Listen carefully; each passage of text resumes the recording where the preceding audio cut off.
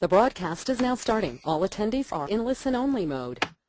Thank you for joining us this afternoon. Shortly I'm going to hand you over to Anton, whose presentation is packed with useful information on acquiring and developing an asset. Before I hand you over to Anton, I'd like to just run through a little bit of housekeeping with you. So first of all, I'd like to let you know after this session, we'll be emailing out all the slides that you see on screen today, so you can look through them in your own time. I'd also like to let you know that during the presentation, we'll be pausing to take some poll questions. This is your chance to provide our speaker with some feedback. I'd also like to let you know that during the presentation we'll be pausing for some question and answer sessions. To submit a question, if you look to the right hand side of your screen, you'll see a control panel, and towards the bottom of that box is a control panel, is a little box labelled questions. If you type your questions in there when we pause, I'll feed some of the questions you're submitting back to Anton so we can get some more details on what he's talking about. So I shall now hand you over to Anton for the start of the presentation. Okay, good afternoon everyone, and thanks for joining us. My name's Anton. As Luke said, I'm a development manager here at Locality, involved in a lot of work supporting groups and local authorities looking at community asset transfer or community managed solutions to a whole range of different community assets. So I'm going to be talking you through a presentation today covering some of the key issues really. We're covering quite a lot of ground. It's really an introduction, flagging up issues that you should be aware of. There is scope to pause for questions throughout, and I'll mention them later, but there is a follow-up series of webinars that go into some of these issues in more detail. So throughout the session I will be pointing to sources of further support and information. So just very briefly, for those of you who don't know, Locality is a national network of community organisations, settlements, development trusts, social action centres and community enterprises. Our network extends across England with sister networks in the rest of the UK. You can find out about our work and programmes on our website there, so I'll leave you to explore that at your leisure. I'm just not seeing your slides on camera there, Anton. I'm not sure if there's a slight issue there. Bear with me. I've not moved off the title slide yet. Let me just share my screen with you now. Oh, there we go. Everyone should be able to see the slides now. Okay. Can you see them okay now? Yep, they're working perfectly. Luke, can you see the slides okay now? Okay, yep, that's working. Great. So as I was saying, you can find out more about Locality and our programs on our website there. So today's session aims really to help you develop an understanding of different routes for communities wishing to acquire buildings for community use. I'm going to be highlighting key legal and practical considerations. We're going to talk in a bit of detail about determining feasibility, deciding whether or not it's a good idea for a community organisation to take on a building, and then go on to develop viable business plans. And then we're going to touch briefly on some of the issues around development and refurbishment and working with property professionals. So the point is not to necessarily make you an expert in all these things, because it's a lot to cover, but to, as I said, to signpost you to resources and follow up to help you progress with your project.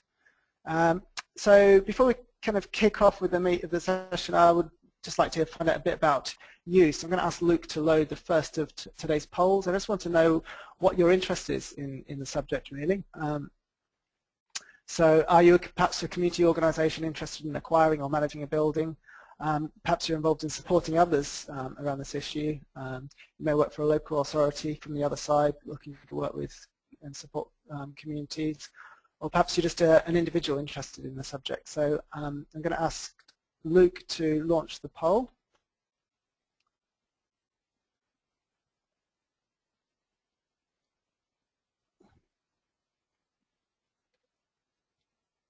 Pardon me.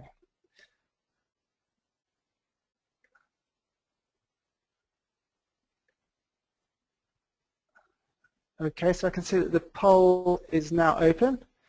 So if you can all select the most appropriate answer.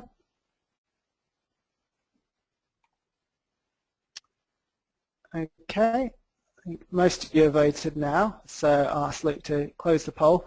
And I can see from that that about a third of you from community organisations, about a third of you involved in supporting others, and about a third from local authority, with about 13% individuals. So quite an even mix of those different options, actually. That's interesting. So hopefully you'll find the presentation relevant for all of you. It certainly, I think, has some learning of interest to all of you. But yeah, I'll bear that in mind as I go through.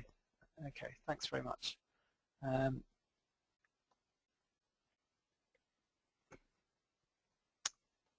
Okay, so at the moment, this is the whole subject of community asset management is receiving a lot of interest, in part due to kind of rationalisation strategies in the public sector, as local authorities are looking to sort of reduce the number of properties they manage, to reduce their running costs and increase the efficiency of public service delivery. So that there is increasingly kind of public assets becoming available for disposal, largely through kind of sales to receive capital income, but also we're seeing increases in community asset transfer. Just a word of warning, though, is the assets that are increasingly becoming available to community groups are very often those that that local authorities find expensive or not profitable to run in their own right. So it's just a word of warning, really, to always, as a community organisation, question the motives and get an understanding of why there is a trend towards, why a particular asset is becoming available for disposal. And it's not always because the local authority wants to give gifts to local community organisations. That's not to be completely cynical about it. Many authorities are proactively exploring this as a legitimate means of achieving all sorts of social outcomes through using their assets to best effect. So when we're talking about community asset transfer and acquisition, there are several stages involved in the process, and we used to manage the asset transfer unit, and we structured a whole range of support around these kind of key stages, which it might be just useful to sort of think about. So first of all, it's about understanding asset transfer, things like this session, really, kind of getting to grips with the policy context and so on. Getting started, forming your group or developing your plans, and then getting investment ready. It's likely that it's going to involve some capital investment and fundraising, so there's all sorts of things that need to be in place for an organisation to do that. There's the actual stage around taking a stake, and the issues are in terms of negotiating a lease or a purchase, and what that means in terms of lease terms and so on. And then quite often there's a stage of property development or refurbishment after that, and then the day-to-day running in terms of premises management issues. I just want to talk a little bit about motivations. Why are communities interested in managing assets, and also why are local authorities interested in working with communities around community managed solutions. And there's a range of motivations. Generating local wealth is being one. Often community assets can provide a hub or base for local economic activity, whether it be services or enterprises, and they can help retain money in a local economy and stop it being leaching out of communities. It can be a really important part of local economic regeneration, actually having a focus the local economy. It can be about less tangible things like pride in place and character, and kind of basically people's sense of a place and their affiliation to it. Quite often people think fondly of particular buildings or within their community, and they see that very much as part of their community. And there could be a focus for mobilising community activities and events as well. But they can be part and parcel of what we regard as our place and our home.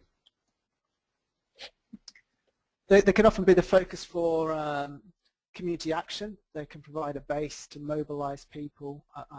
Quite often communities come together in response to at-risk buildings, things that they're passionate about, and in this case a library, and off the back of that it can spark all sorts of activity and that wasn't in place before as kind of a catalyst or a hook for all sorts of other things. And certainly in our membership, a lot of our members started out as campaigning groups to save a particular facility or building and have gone on to achieve all sorts of things and address all sorts of issues in their community as a result.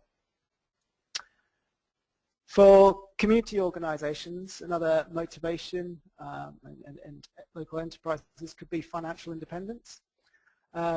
This rather sort of potentially confusing slide, basically what it does is it plots a snapshot of some of our members. We surveyed and analysed the accounts of our members that did own an asset and those that didn't own a significant asset.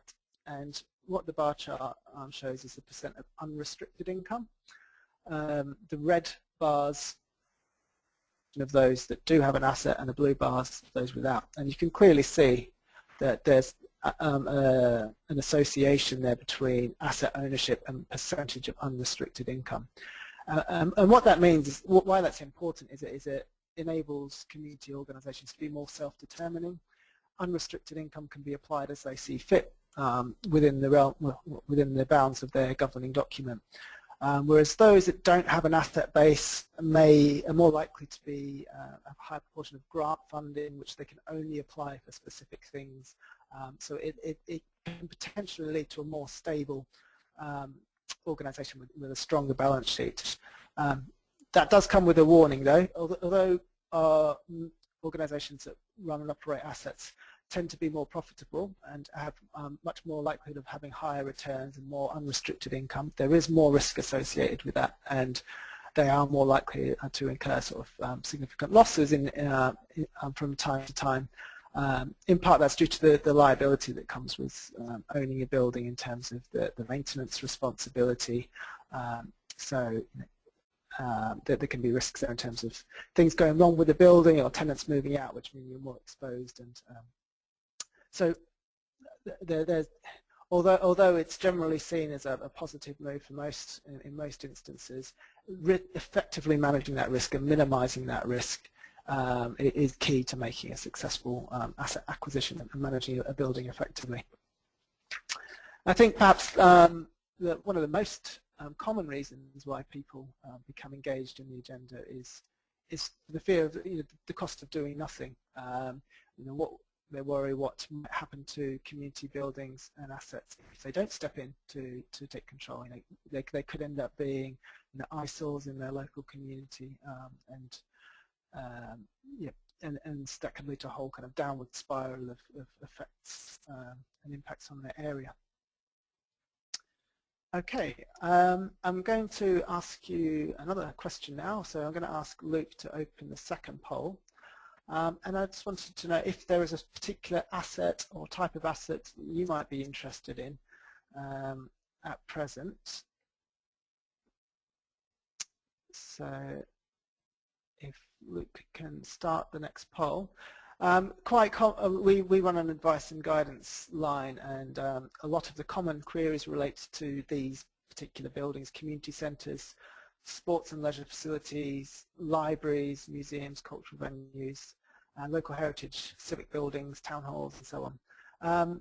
But we get all sorts of inquiries. There are others. If you have any others that aren't listed there, I think you can type into the questions box. So feel free to let me know if there's anything that is not listed there that you'll have a particular interest in. I'd be interested to hear. A rock house, okay, yeah, that's interesting.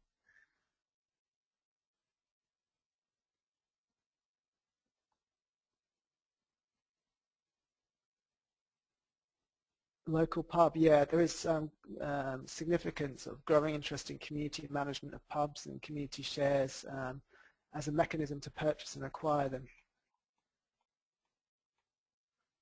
I'm struggling to see all your suggestions, but there's quite a few unusual ones coming in as well.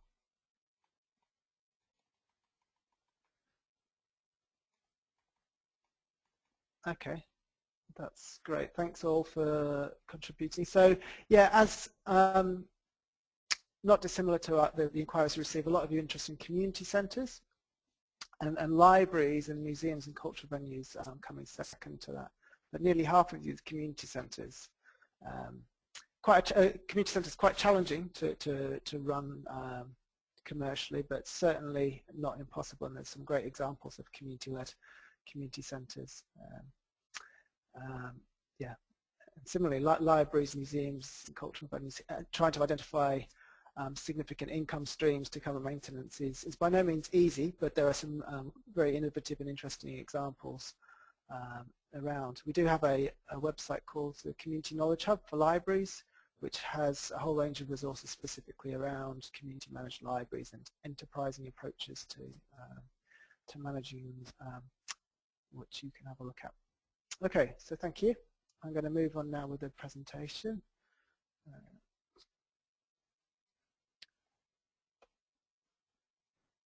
Okay, just a couple of examples from that we've come across. The one at the top there is was a public toilet in a village called Bollington, and they were particularly, local development trust there were particularly interested in preserving it because it's part of the identity, and they were losing important heritage buildings to developers. So this was preserved and is now used as a demonstration centre by an organisation promoting energy efficiency.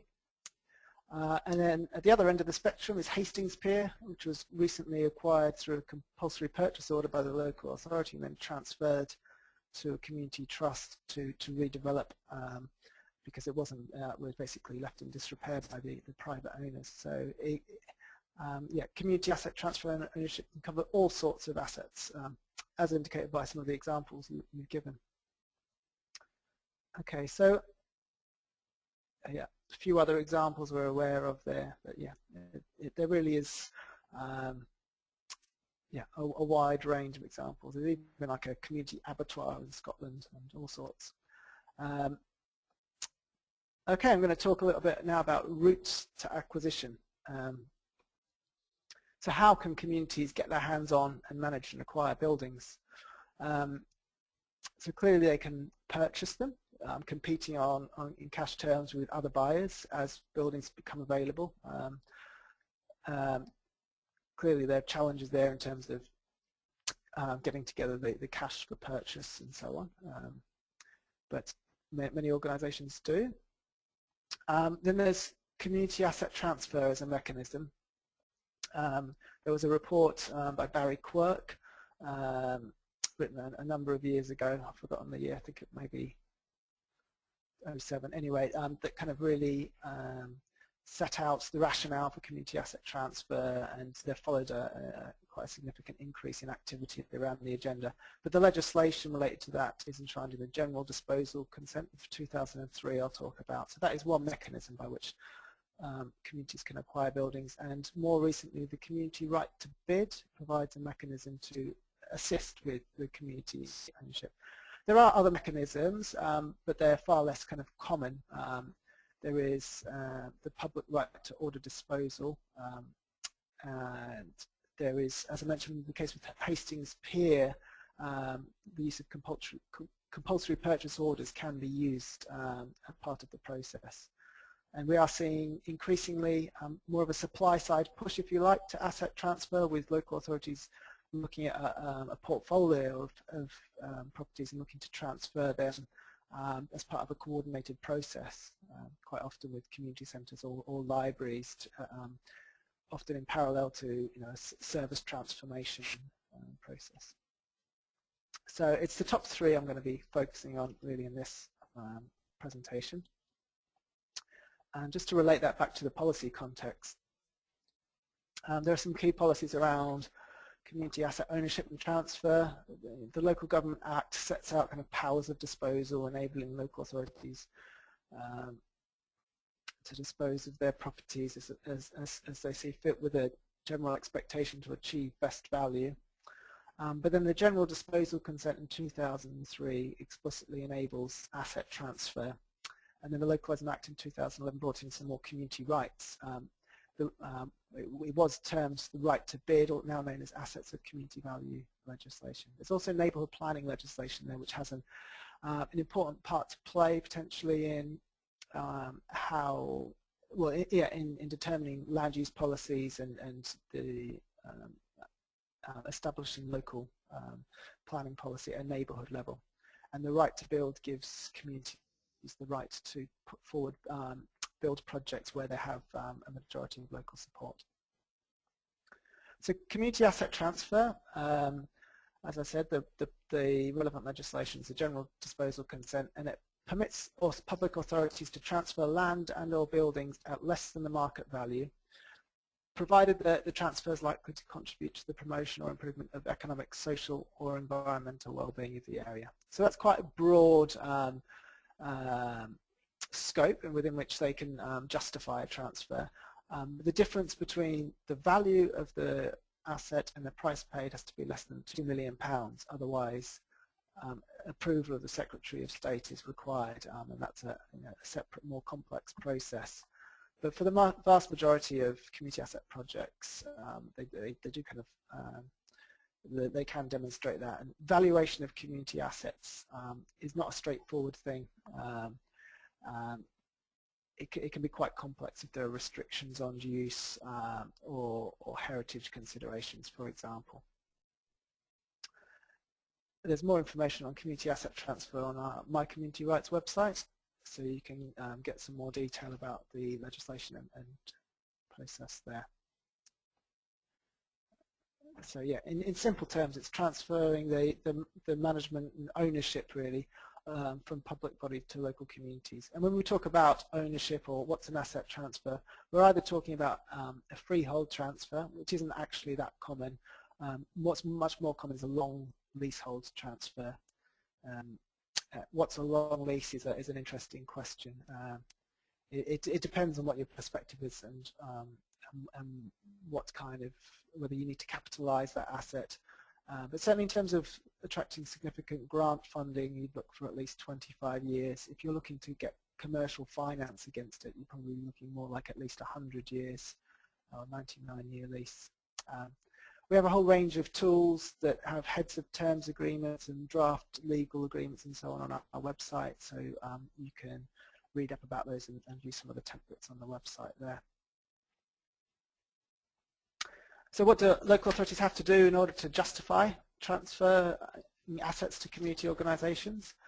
The general disposal consent doesn't set out a very explicit process, but what it is clear is that authorities have to follow normal and prudent commercial practices. They need to get a value of that property so they understand what the likely level of undervalue might be. And they need to, they should have regards to the community strategy to understand, what community benefits will be realised. So they need to have a process for recognising and understanding the community benefit and be convinced that that is likely to be achieved. Normally, charities, for example, are restricted in terms of where they can apply their funds to, and so that provides a certain level of assurance, really, that the asset is going to be used for particular purposes. Asset transfer is not a procurement process, so there doesn't have to be a competitive tendering process, although quite often authorities will want to be seen to be fair and not favouring one organisation over another. So sometimes there is a structured competitive process, particularly when dealing with asset transfer en masse, but it's not a requirement in terms of the legislation. And there's no requirement for authorities to monetize or quantify that community benefit using kind of social return on investment metrics or anything like that. The common sense approaches to identifying community benefit and assessing the viability is sufficient in terms of the legislation. Okay, I'm going to pause at this stage and ask Luke to take questions from the audience, and I'll do my best to answer any brief questions now before we move on to the next section where we're going to be talking about feasibility. So yep, just to remind everyone, if you have a question, just look to the right hand side of your screen, and towards the bottom of the control panel is a little section for you to type your questions in and to submit them. So I can see so far we've had one question come in, and it asks, does community asset transfer also apply to other public bodies, specifically Transport for London? Okay, it's a good question. It does apply to other public authorities, but specifically public transport for London, I'm not 100% sure, to be honest. There are examples of fire authorities and police authorities. There's not a lot of precedent in terms of the health sector, but Ministry of Defence, we're looking at government departments, certainly there are examples, but I'm not sure about that particular case. If you make an inquiry through the My Community Rights Advice line, one of my colleagues may be able to deal with that specifically and may have some information. And I've also got a question from Martin Lees here, who asks, how does community asset transfer apply to private land that has fallen into disuse status? Okay, it only applies to publicly owned land. The only instance where it could apply to privately owned land is whereby a public authority acquires it as an interim solution, as was the case with Hastings Pier, where a compulsory purchase order was used to enable the acquisition of that by the public authority, and then it was subsequently transferred onto the community. But I'm going to be talking about community right to bid, which does affect privately owned property in a minute. So. And I can see we've got a few more questions coming in, but I know you've got lots of content coming up, so we'll pick up on some more questions later on. Back to you, Anton. Okay, that's great. Thanks, Luke.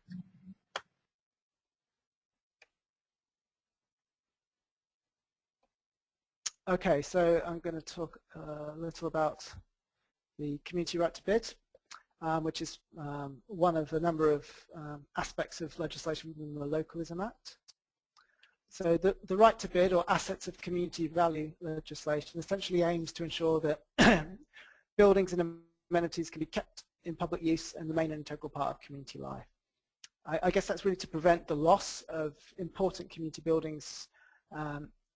We've seen quite a lot of sort of churches and other heritage buildings being bought and converted to flats, for example, and then their kind of community function is kind of lost. And this provides a mechanism to kind of help prevent that sort of trend. There is much more detail about the legislation on the My Community Rights website, and you have the link there. So what it does is it requires local authorities to maintain a register of assets of community value. It recognises that in any kind of neighbourhood or community there are particular buildings which have particular significance. And as I just mentioned, they may or may not be publicly owned buildings. It could be a local pub, particularly if it's a rural community and it's the only pub in the village, for example, has a particular significance to that community. It could be a village hall, it could be a local school, allotments, youth centre, for example. Local authorities aren't required to put anything on that list. That's down to communities to do. They have to maintain the register and respond to requests. So they have to maintain this list of assets of community value. As I said, they could be public, private, or owned by sort of voluntary community sector organisations already.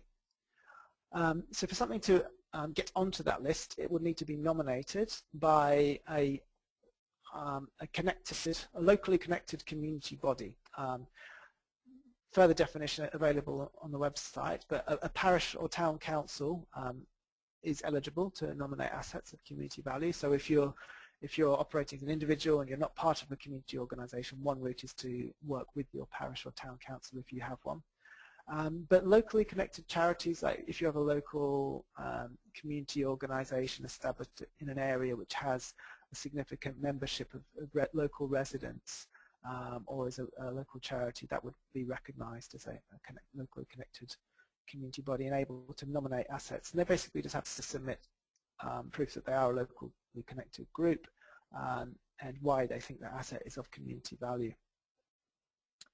The local authority will then determine whether or not it meets the criteria, and if so, it will be held on this register for 5 years.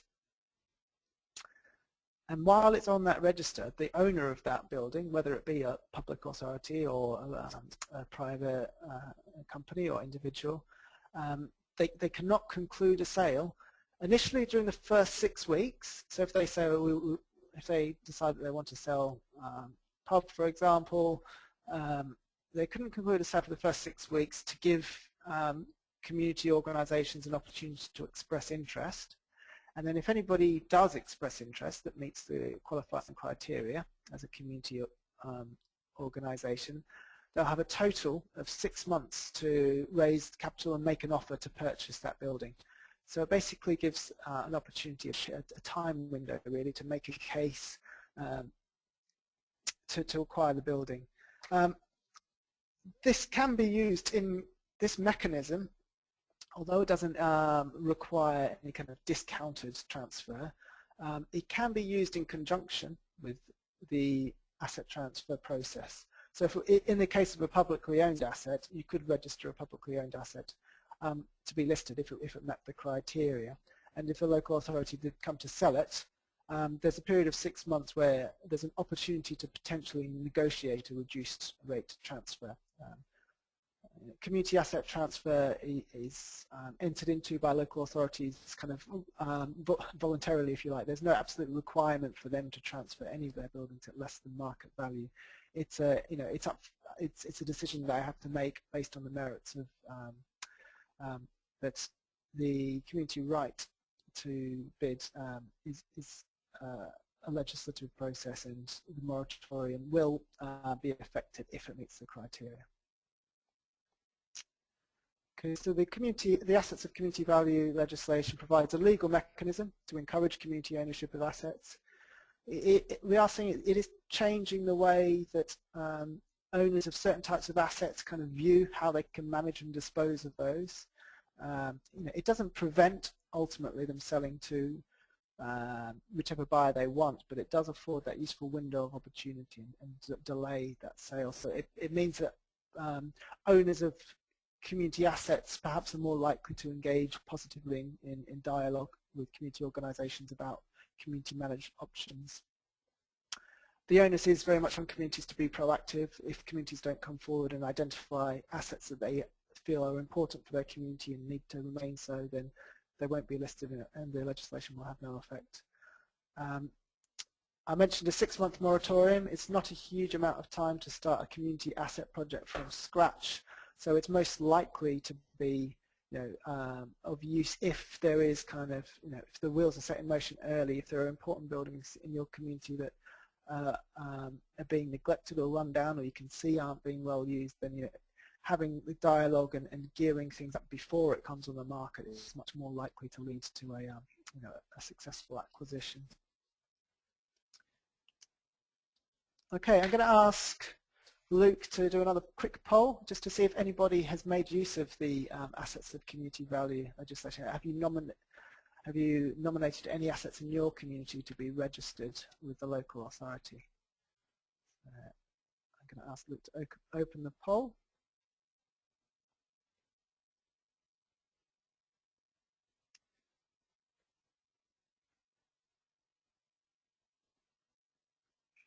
Okay, quite a substantial amount of you, so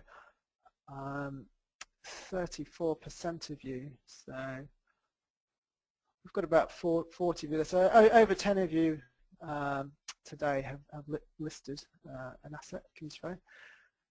That's good. I mean, our observation is that awareness of this kind of varies quite significantly.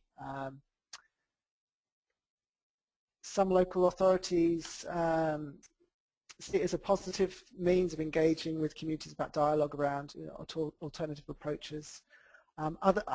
Others, there's very little information about the process, so it's very hard to find information about it. So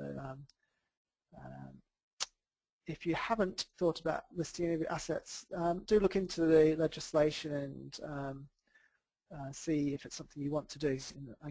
The My Community Rights website is the place to do that.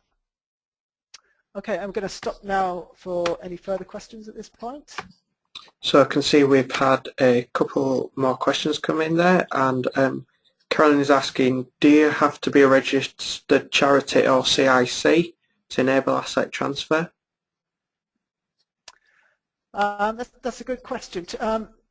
What is important is, the most significant thing really is that the local authority is satisfied that when they transfer the asset that it's protected for community usage, so they certainly wouldn't want to transfer it to an entity that didn't have a mechanism to prevent it from selling it onwards for private gain. So yes, most commonly all charities have an asset lock, which means that their assets and resources can only be used in furtherance of their objectives. So that's the most kind of common means of protecting it. CRCs also have an asset lock provision. So normally, the answer is normally yes. I mean, it's not explicit in the legislation, I think, that it has to be one of those. And certainly cooperative structures may be appropriate as well. Industrial provident societies, community benefit societies can also be appropriate vehicles. But yeah, good question. And I can also see Rosalind has asked, do neighbourhood forums qualify as local connected bodies? I think normally that they would do, yeah. I'm pretty sure that they would do. That they have 21 local members, I think, as long as they're kind of, yeah. I'm not 100% sure, but I think I'm not kind of 90% sure that they would do. Depends on how they're structured. As long as they're kind of constituted and have a formal kind of structure, then that they should qualify, yeah. And I shall hand back to you again now, Anton. Okay, thanks, Luke.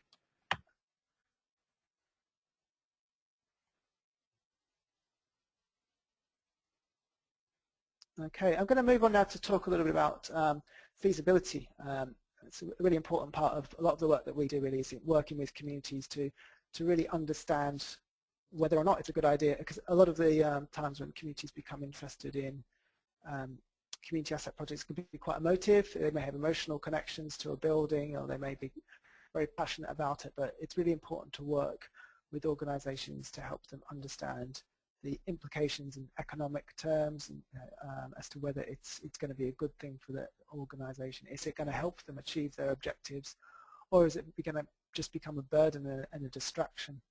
And doing sort of effective feasibility work up front is really important. Not all buildings are assets, you know, a lot of them can just be liabilities. But at the same time, what is a current liability can become an asset if it's managed in a different way.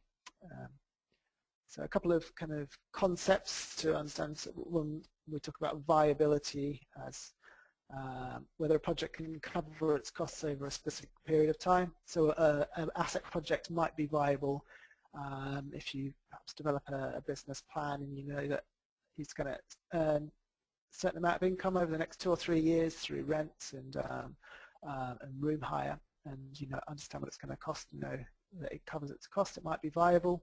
Sustainability in this context, I know it has a very broad meaning, that is about, you know, whether that project's likely to be resilient in the longer term. Okay, it may stack up in the short term with a particular sitting tenant, but you know, what if that tenant moves out? What if or what if you lose one of your key partners, or the local college is no longer interested? Have you got a resilient enough model? Is the space flexible enough to take some knocks and pull through the other side and still be a viable community building?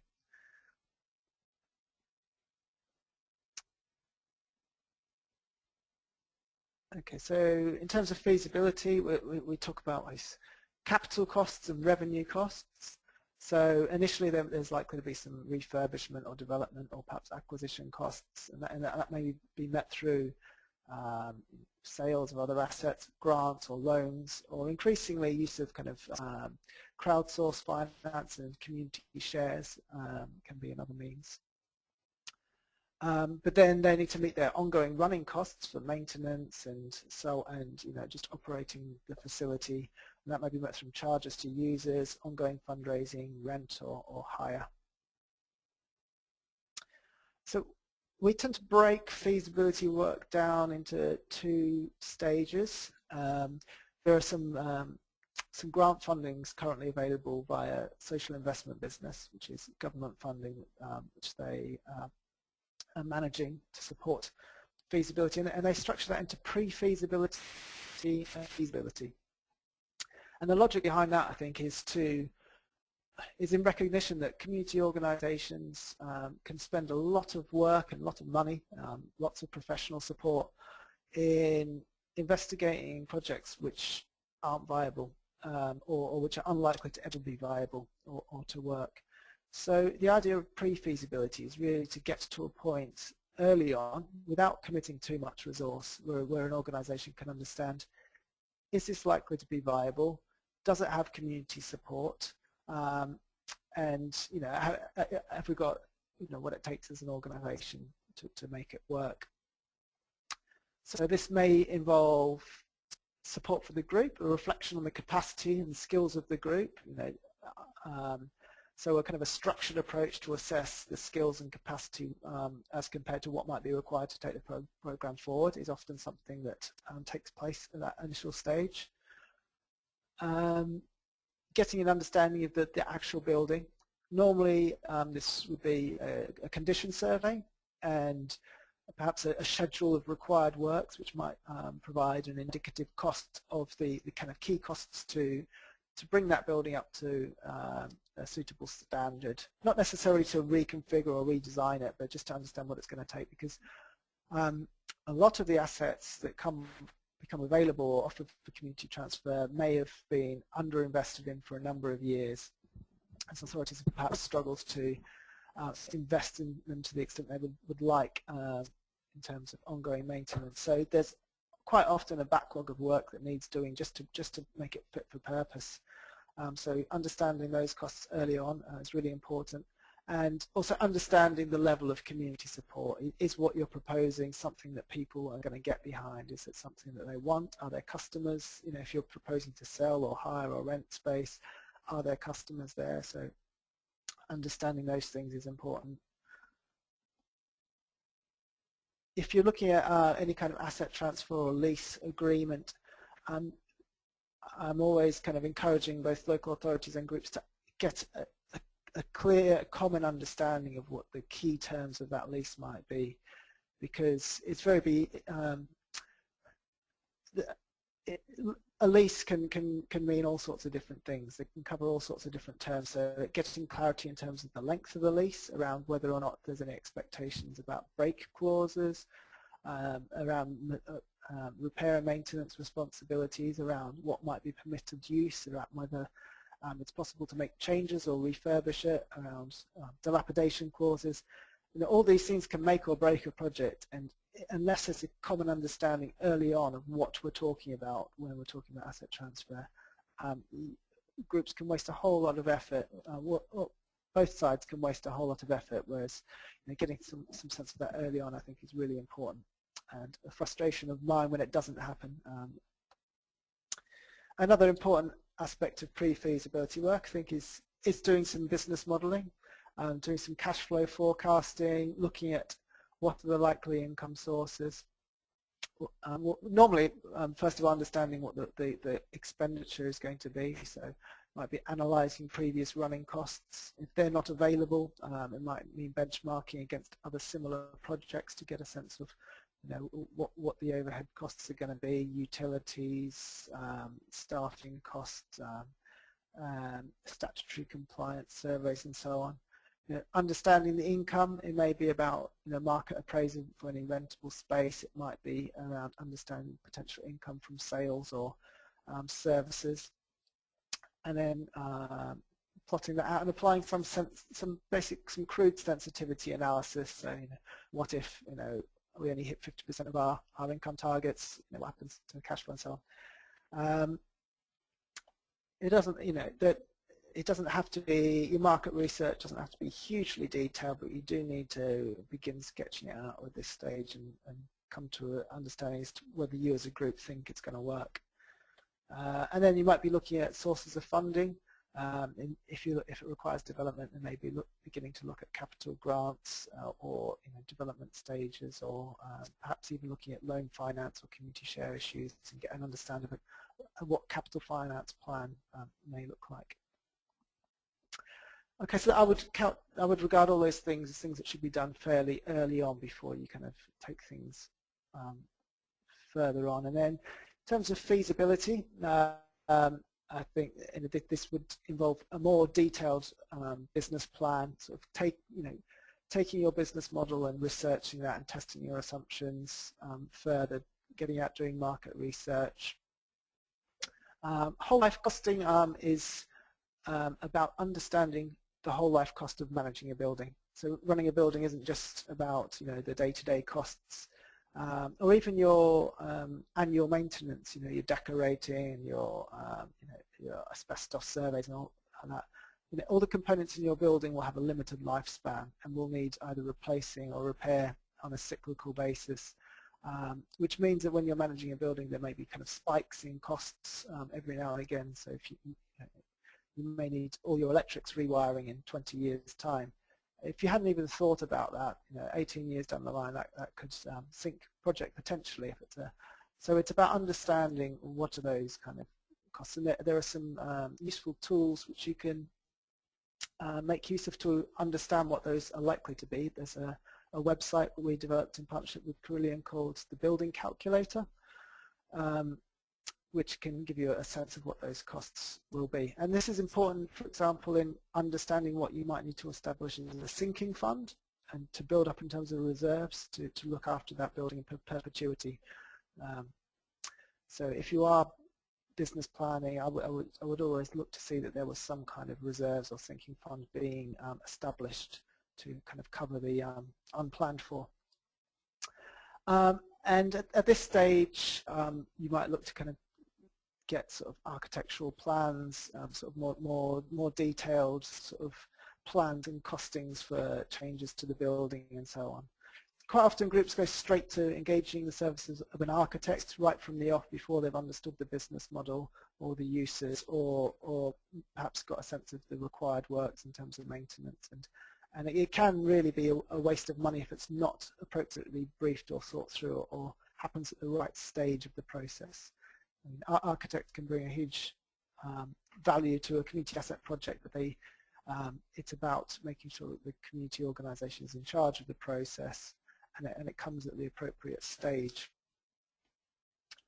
Other elements of feasibility work might be project planning, capital development phase, and subsequent phases of the project. You might have like a Gantt chart to set out different key phases, and perhaps then moving on to finalising legal agreements and developing kind of leases based on the initial heads of terms that you've established earlier on.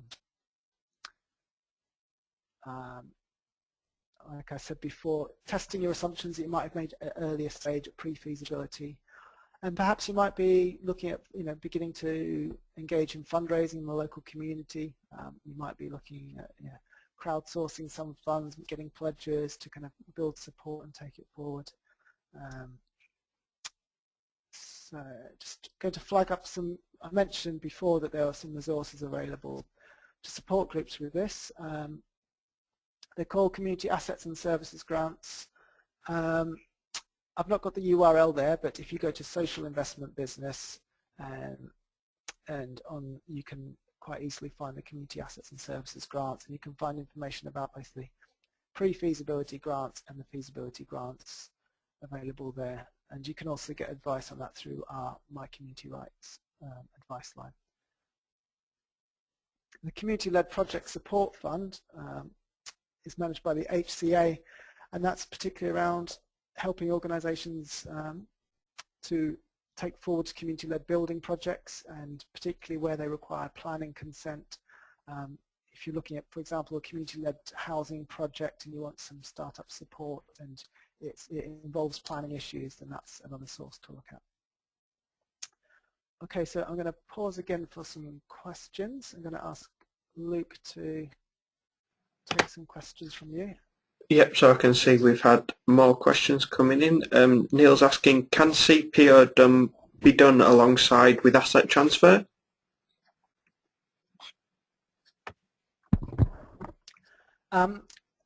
It can be done in conjunction with, but I think the CPO would need to be complete and the asset will have to be in possession of the local authority. But it could certainly be done with a view to onward transfer of the asset. And we've got another question from another Neil. This is Neil Malcolm, and he's asking, can the community right to bid prevent a local authority changing the use of the land it owns, i.e. changing a recreation ground into a cemetery?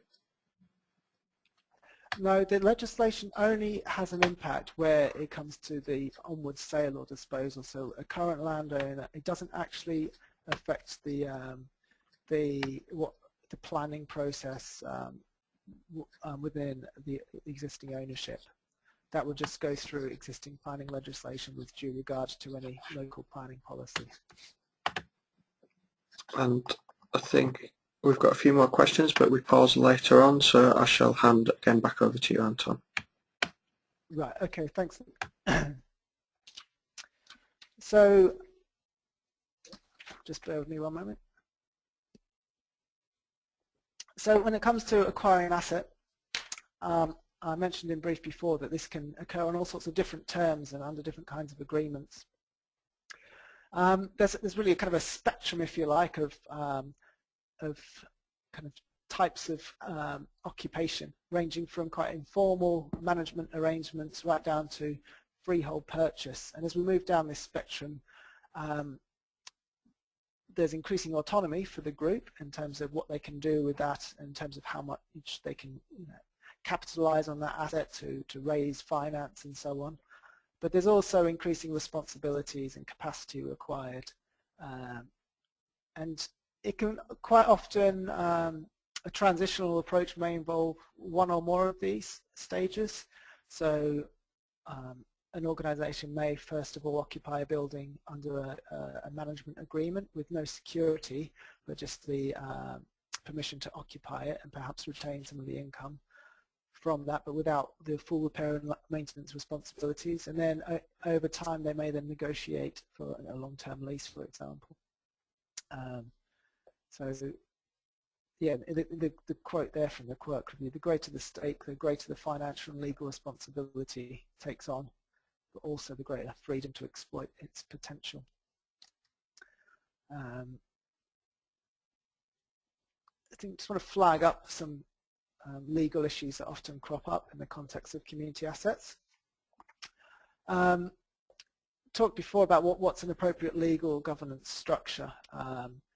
And again, if you're looking at entering into any kind of long lease or purchase, then you would need to have some kind of incorporated structure to limit the liability of any kind of board members or trustees.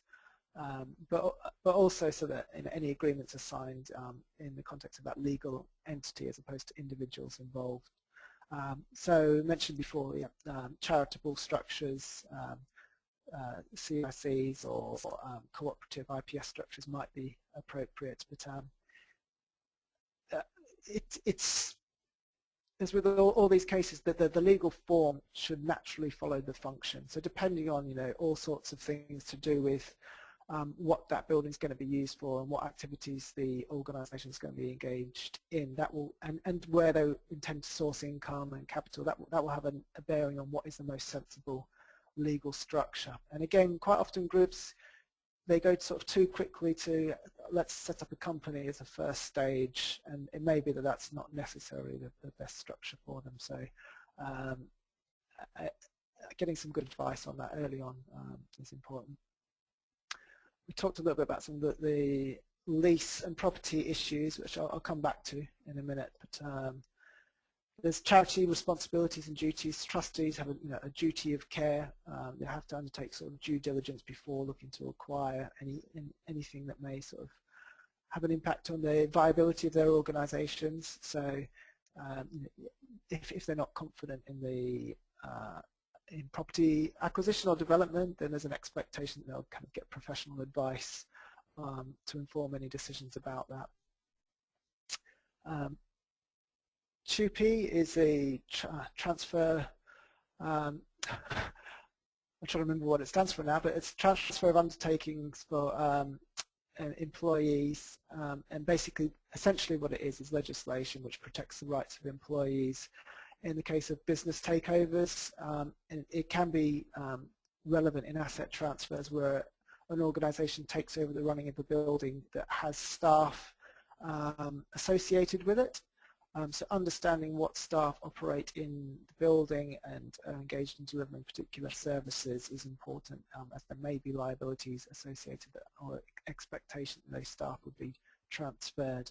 and that could apply to caretakers or cleaning staff, or if it was a more service-orientated asset, it could relate to that as well.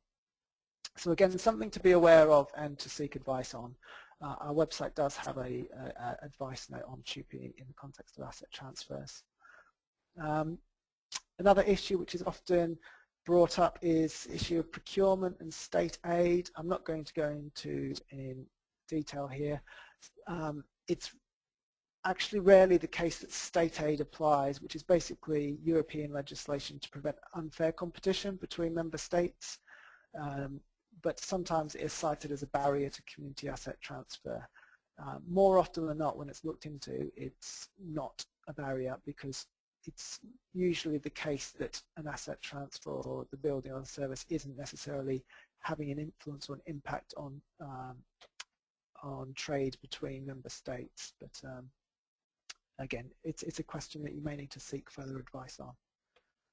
In terms of lease agreements and so on, as I said, there can be huge variation, and these are the kinds of things which you might want to kind of set out early on in terms of heads of terms. So, who's responsible for insurance, repair and maintenance, what's allowed in terms of alterations, what break clauses are there, if any, bearing in mind that break clauses could undermine the ability for you to secure any funding against that building. If a local authority can just take it back with 2 months' notice, nobody's going to give you a £500,000 grant for it, for instance. Are you able to sublease or commercially let aspects of the building? Does your business model depend on some commercial income to make it viable, and does your lease allow you to do that? And are there any covenants in terms of affecting the title of the building, which mean that it can only be used for certain things? So getting a copy of the title or understanding if there are any restrictions early on, again, can prevent a lot of wasted effort further down the line. Okay, I'm going to, we've got 5 minutes. I've just got a very brief section on to go on to. I might go straight on to that and then take questions afterwards. I'm not going to dwell on this a lot, because clearly capital development of an asset is a topic in its own right. But I just want to flag up some kind of key considerations for organisations to think around. Is around the design and layout of the space, and making sure that's used, or the designs are thought through, and the flexibility of the design enables it to be used for a number of uses, and not just restricted to one particular use. Working with property professionals is an area where groups may be new to, particularly if they're engaged in a particular service. Property development might not be where your expertise fits, so getting somebody on board that's got experience in working with property professionals, surveyors, building contractors, architects can add value, certainly. Understanding the costs, having a capital finance plan, and the range of planning issues and change of use issues are sometimes relevant. So I just want to flag up some resources, really, so you can look into some of these issues in more detail. We have a service called Locality Brokers, which is essentially a matchmaking service for community organisations and property sector professionals, whereby organisations can enter information about what services they're looking for, and our register of property service professionals can look at that and may offer services on preferential terms, whether that be deferred payment basis or pro bono support, or on a commercial basis. The building calculator tool I mentioned before is an online tool, which is a paid-for service that enables you to understand and get a 20 or 30-year cost cash flow projection for your building project, so you can understand some of those longer-term costs. We have a publication. It's currently being revised, but most of the information in here is still good. And it's got lots of templates and advice, which is really it's probably the most useful document in terms of covering the whole range of issues in relation to community asset acquisition and development. It's called To Have and To Hold, and it's on our website there. It doesn't capture the kind of assets of community value legislation. It's being updated to update on some of that context, but some good advice nonetheless. This other publication, Making Buildings Work for Your Community, picks up on those design issues and just provides a few prompts around thinking about designing and configuring a space for a community asset. There's also a Green Asset Guide, which covers issues of environmental sustainability, energy efficiency, and so on. In terms of further support, this has been a bit of a whirlwind tour of the issues. We are planning to deliver a series of more in-depth webinars. They're going to be an hour and a half long, and they're going to be a bit more interactive with some more resources provided in advance and in follow-up to the sessions. And they're going to cover those 4 areas. And the first one's going to be around kind of key issues for governance and legal considerations, and revisiting some of the legal issues I've touched on today. The second module is going to focus exclusively on feasibility and business planning. And then we're going to have a session on securing support, which is going to look at both funding, securing funding, finance, capital funds, as well as getting support from the communities and local authorities and stakeholders and engagement stuff. And then the last module is going to focus in a lot more detail than I've just done now in terms of using and developing assets and practical day-to-day management. So there are dates there. They will be published on our website in due course. I have got a question. We've only recently begun doing webinars, and we'd like to increase our offer, and we're exploring charging for some of these in the future. So I'd really appreciate if you could give an honest answer to our next poll. It will be so just be curious to know if you would be prepared to pay for follow-up webinars on this subject, as I've described, up to an hour and a half. So if you can give us an indication on the poll, that will be much appreciated. Okay, Luke, I'm just going to check if the poll's now open. Okay, most of you have voted now. There's just a few of you not voted. I'll give you another few seconds and then I'll move on.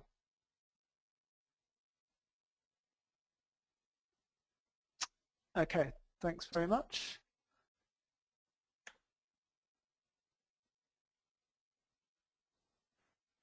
Okay. If any of you are interested in engaging support of Locality around community asset projects, you can find out a bit more about our services on the web link there. And at that point, I'll just pause and see if there's any further questions, because we're coming to the end of the session. So I'll hand back to Luke. Yep, so we've had a couple more questions come in. I can see here Kate Dickinson is asking, what was the government grant that you grant source that you referred to for feasibility studies? The Community Assets and Services grants managed by Social Investment Business. And I can see Helen's asking, you mentioned CPO earlier. What does CPO stand for, and can you tell us a bit about it? Sorry, yeah. CPO stands for Compulsory Purchase Order, and it's legislation that enables public authorities to do that, to compulsory purchase land or buildings. It's usually used either where land or buildings are kind of being neglected and causing a health and safety kind of concern, or where there's a major regeneration scheme and the acquisition of those properties is required to take forward a major regeneration scheme. And then the next question we've got is, what if you already have a lease of 25 years from a council of a sports club, house and track, but where indoor facilities are still owned by the council and are looking to close that aspect? Do you have to look at each aspect separately in relation to asset acquisition? It's quite difficult to advise on specifics without understanding more about the particular lease agreement. So it may be a case about renegotiating the lease terms, so seeing what scope there is for reviewing lease terms, or But if you want specific advice, I would start with the My Community Rights Advice line, and we may be able to get some bespoke advice for you through that route, possibly. Thanks, Anton. I shall hand back to you now for the next part. Okay, well, there isn't much left to say. Just wanted to flag up that there is a series of webinars that we're hosting free of charge. The next one, I believe, is on community housing on the 25th of June. So if that's of interest to you, then feel free to sign up and join in that. But other than that, I just wanted to say thanks for your involvement and your contributions, and I hope you found it useful. Would welcome any feedback from the session. I think Luke or my colleagues are likely to be doing some kind of evaluation, so if you can help us with that, that would be great. So thanks very much. I'm going to hand back to Luke now. Thanks, Anton. So again, I'd like to thank everyone who joined us this afternoon. As I mentioned at the beginning, you will be getting a copy of all the slides. You should receive them within a week. Any questions that we didn't get a chance to answer, we'll be passing them to our experts who will get in contact to help you further. As Anton mentioned, we'd really like to invite you to join us to our next free webinar on the 25th of June. That will cover community housing. That just leaves me to end this session and wish you a good afternoon. I hope to see you next time. Goodbye.